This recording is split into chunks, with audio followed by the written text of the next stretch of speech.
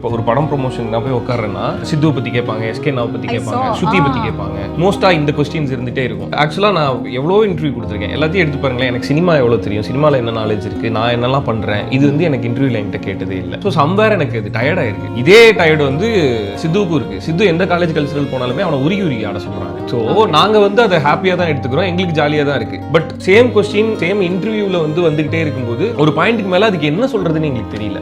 இது அவனுக்கும் இருக்குது. அவனுமே எல்லா காலேஜுக்கு போனாலுமே அவனை உருகி ஆட சொல்லிடுவாங்க. ஸோ அது ஒன்று இருந்துகிட்டே தான் இருக்கும். இப்போ அவன் காலேஜுக்கு போனானா என்ன கேட்டதா சொல்லுவாங்க, நான் காலேஜுக்கு போகிறேன்னா அவனை கேட்டதா சொல்லி என்கிட்ட சொல்லுவாங்க.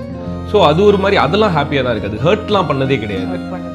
ஒரு சம்வேர் அந்த இன்டர்வியூன்னு வரும்போது அது டயர்டாக இருக்குது, அவ்வளோதான். ஆனால் ஷோப்னாவோட இன்டர்வியூவில் இல்லை. ஓகே, இப்போ நீங்கள் அதை பற்றி கேட்கவே இல்லை இல்லையா? அது கேட்கலையோ சொல்லணும், அதுதான் எடுத்து சொல்றேன். ஓகேவா? ஓகே, இதுல இன்னொரு கேள்வியை நான் முக்கியமா கேட்கணும். ஃபேம் அப்படின்றது வந்து நிறைய பேருக்கு ஒரு போதையாக மாறும் பொழுது, தலைக்கு உச்சந்தலைக்கு மேல ஏறும் பொழுது, ஆஃப்டர் பாயிண்ட் அதே ஒரு ஸ்டாரை பார்க்கும் பொழுது என்னையா இப்படி எல்லாம் மாறிட்டாங்க அப்படின்னு. இது ரீசெண்டா ஒரு ஸ்டார் கிட்ட நானும் அப்சர்வ் பண்ண ஒரு விஷயம். ஐயோ யாரெல்லாம் கேட்டுறாதீங்க, ஓகேவா?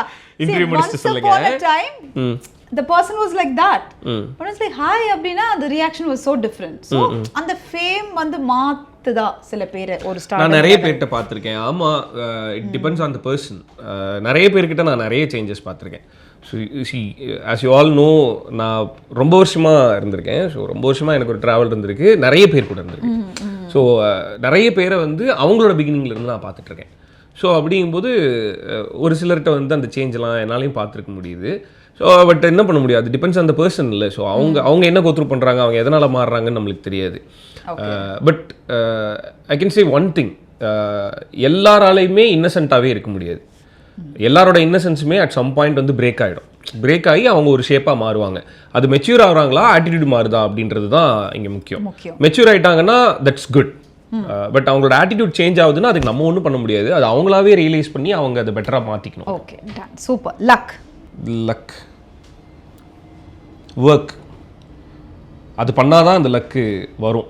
மீண்டும் மாளவிகா, அது நான் டிசைட் பண்ணது, நாங்கள் டீமாக டிஸ்கஸ் பண்ணி பண்ணது தான். Why was it? எதனால அப்படின்னா, இப்போ ஜோல வந்து அந்த பேரை வந்து அக்செப்ட் பண்ணாங்க எல்லாரும்.